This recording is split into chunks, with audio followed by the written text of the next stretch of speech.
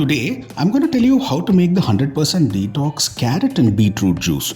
This is a perfect juice that helps detoxify your skin and is best had during breakfast. Now, for this, I've taken 1 cup of carrots nicely chopped. I'm going to top it up with some beetroot nicely chopped as well. I'm going to take in some orange to provide us with some good dose of vitamin C. I add all of this into the mixer jar. This is going to be topped up with some mint leaves to provide us with a good flavor. I'm going to add some salt, top it up with some pepper, and I'm going to also add lemon juice to provide us with a tangy taste.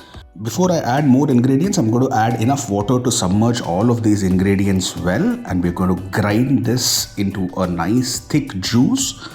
I'm going to run it through a sieve so that all the hard particles are taken off completely.